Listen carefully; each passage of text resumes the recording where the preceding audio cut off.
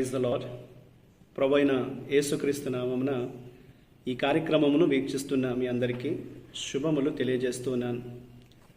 Vision cutie fellowship వారి యేసుతో ఏకాంత సమయం ఈ క్వైట్ టైం కార్యక్రమమునకు మిమ్మల్ని ప్రేమతో ఆహ్వానిస్తున్నాను. దేవుని వాక్యాన్ని ప్రతిరోజు ధ్యానించటకై దేవుడు మనకు సమయాన్ని అనుగ్రహిస్తున్నాడు. అందును బట్టి ప్రభుకు వందనాలు తెలియజేస్తున్నాను. మనం తిమోతికి రాసిన 2వ పత్రిక నుండి వాక్య ధ్యానాలు వింటూ ఉన్నాం. ఈరోజు మన ధ్యానం కొరకై ఏర్పాటు చేయడం లేఖన భాగము తిమోతికి రాసిన 2వ పత్రిక 2వ అధ్యాయము 14వ వచనం నుండి 26వ వచనం వరకు. ముందుగా మనం ఈ వాక్య భాగంలో నుండి 20-21 వచనాలు చదువుకుందాం. గొప్ప ఇంటిలో వెండి పాత్రలను బంగారు పాత్రలను మాత్రమే కాక కర్రవియు మంటివియు కూడా ఉండును. వాటిలో కొన్ని ఘనతకును కొన్ని ఘనహీనతకును వినియోగింపబడును. ఎవడైనను వీటిలో చేరక తన్ను తాను పవిత్రపరచుకుని ఎడల వాడు పరిశుద్ధపరచబడి యజమానుడు వాడుకొనుటకు అర్హమై ప్రతి సత్కార్యమునకు సిద్ధపరచబడి ఘనత నిమిత్తమైన పాత్ర అయి ఉండును. ఈనాటి లేఖన భాగం ఆధారంగా మనం ఏర్పాటు చేసుకున్న అంశం ఏదనగా శుద్ధమైన పాత్రలు, ప్యూర్ వెసల్స్. నేటి వాక్య భాగం యొక్క సారాంశాన్ని మనం గమనించినట్లయితే, ఎఫెసీ సంఘములో బోధకులు తప్పుడు సిద్ధాంతాల్ని బోధిస్తున్నారు. వారు స్వీయ భోగ జీవితాలను గడుపుతున్నారు. వారు సంఘములో వివాదానికి కారణమయ్యారు. ప్రజలు వారి విశ్వాసంలో కొట్టుమిట్టాడుతున్నారు. తప్పుడు బోధకులు జీవిస్తున్నటువంటి ఈ అనైతిక జీవితాలను పౌలు మందలించినట్లుగా ఈనాటి వాక్య భాగం మనకు తెలియజేస్తుంది. అందుకని అబద్ధ బోధ నుండి తమను తాము శుద్ధి చేసుకునేందుకు పౌలు తిమోతిని ప్రోత్సహించడానికి పాత్రల గురించినటువంటి వర్ణనను, ఈ యొక్క చిత్రాన్ని ఉపయోగిస్తున్నాడు. తప్పుడు బోధలో పడిపోయిన వారితో వ్యవహరించేటప్పుడు వారితో వాదించకుండా ఉండాలని తెలియజేస్తున్నాడు. అందుకు బదులుగా మనం దీర్ఘశాంతం గలవారమై సాత్వికంతో వారికి బోధించాలి, సరిగ్గా వారికి సమాధానం చెప్పాలి అనేది ఈ యొక్క వాక్యంలో పౌలు జ్ఞాపకం చేస్తున్నాడు. తద్వారా వారు అపవాది వాళ్ళ నుండి తప్పించుకొని సత్యమును గూర్చిన అనుభవం జ్ఞానంలోనికి రాగలుగుతారని పౌలు ఈ యొక్క పత్రికలో జ్ఞాపకం చేస్తున్నాడు. ఇందులో దేవుడు ఏమై ఉన్నాడు అని మనం గమనిస్తే 20-21 వచనాల్లో దేవుడు మనకు రక్షణను అనుగ్రహించాడు, మన జీవితాల్ని శుద్ధి చేశాడు. కాబట్టి మన దేహాలను ఆత్మలను శుద్ధి చేసుకునే విధంగా మనం జీవించాలని దేవుడు కోరుతున్నాడు. ఎవరైతే తమ దేహాలను ఆత్మలను శుద్ధి చేసుకొని జీవిస్తుంటారో వారిని దేవుడు విలువైన వారిగా పరిగణిస్తూ ఉంటాడు.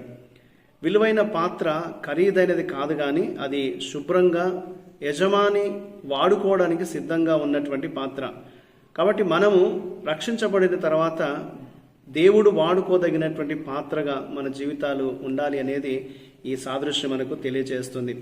సువార్త పనిలో అసాధారణమైనటువంటి గుణాలు లేదా అసాధారణమైనటువంటి వనాలు కలిగి ఉన్నటువంటి వారు విలువైన వారని లోకం అనుకుంటుంది, కానీ వాక్యం అలా తెలియజేయట్లేదు. అసాధారణమైన వరములు ఉన్నవారు విలువైన వారు కాదు, కానీ తమ శరీరాన్ని ఆత్మను పరిశుద్ధంగా ఉంచుకున్నవారు దేవుని దృష్టిలో ఎంతో విలువైనటువంటి వారు. తద్వారా వారు ఎల్లప్పుడూ ప్రభు పిలుపుకు ప్రతిస్పందించడానికి సిద్ధంగా ఉంటారు. దేవుని మహిమ కొరకు వారు వాడబడతారనేది దేవుని వాక్యం మనకు జ్ఞాపకం చేస్తుంది. కాబట్టి దేవుడు మనకు నేర్పించే పాఠాన్ని ఇందులో ఆలోచిస్తే 22వ వచనంలో ఈ వాక్యం మనకు నేర్పించేటువంటి సత్యం ఏంటనగా, మనము పరిశుభ్రమైనటువంటి ఉపయోగకరమైనటువంటి పాత్రగా ఉండడానికి ఏమి నివారించాలో తెలియజేస్తున్నాడు, ఏమి చేయాలో కూడా మనకు బోధిస్తున్నాడు. మనం వదులుకోవలసినవి, విడిచిపెట్టవలసినవి ఉంటున్నవి, అలాగే చేయవలసినవి కూడా ఉంటున్నవి.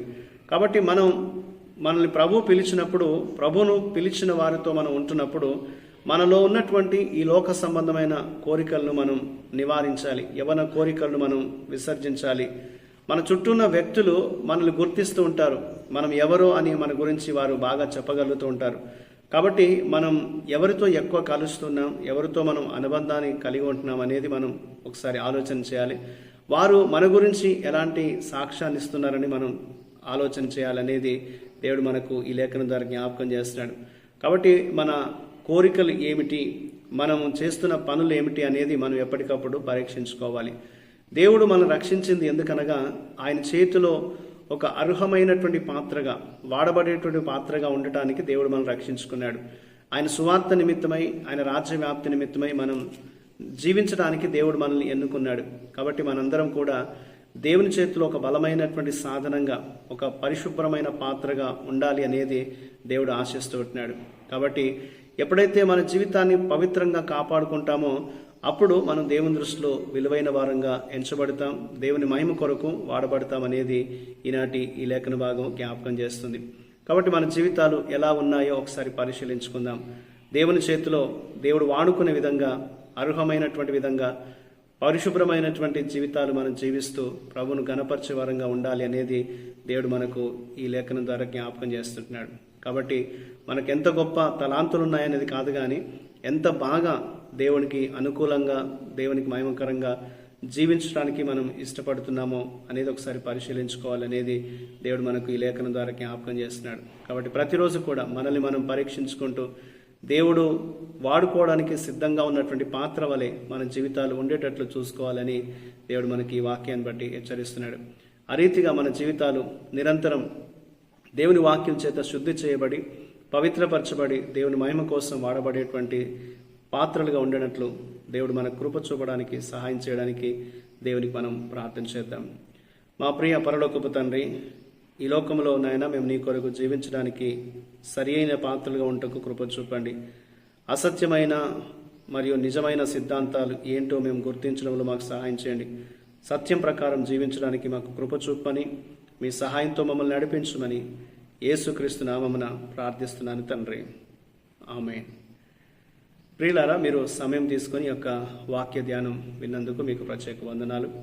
ప్రతిరోజు మీకు అందించబడుతున్న ఈ డైలీ రిఫ్లెక్షన్స్, అనుదిన ధ్యానాలు మీకు మేలుకరంగా ఉన్నట్లయితే మీ యొక్క అనుభవాల్ని మాతో పంచుకోవాలని కోరుతున్నాను. ప్రభు కృప మనందరికీ నిత్యము తోడయుండి కాపాడును కాక. ఆమేన్.